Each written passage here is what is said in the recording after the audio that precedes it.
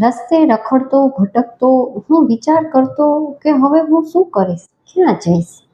આખી જિંદગી મહેનત કરીને પગ ઘસાઈ ગયા.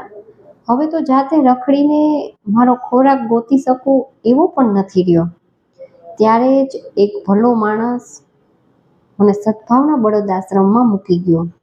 ઓહો, અહીં મેં જોયું કેવડો વિશાળ શેડ, એવા પાણીના અવેડા, ખંજવાળવાનું બ્રશ, ગરમી ન થાય એના માટે પંખા લાગેલા.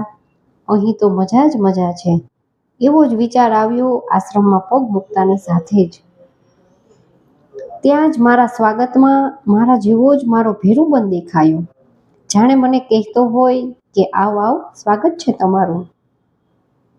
મારા જેવા હજારો બળદને જોઈ હું તો ગદગદ થઈ ગયો.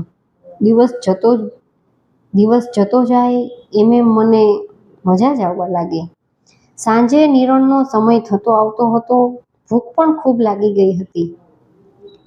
હું જોઉં છું કે અહીં કાર્યકર ભાઈઓ જે દિવસ રાત અહીં મારા જેવા હજારો બળદની સેવામાં લાગેલા હોય છે. કોઈ ઘાસનું કટિંગ કરતા હોય છે, ઘાસની ગાડી આવી હોય તો કોઈ ખાલી કરતા હોય છે, કોઈ અવેડાની સાફ સફાઈ કરતું હોય છે.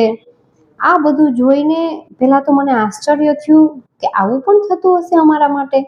આટલી બધી સરસ વ્યવસ્થા.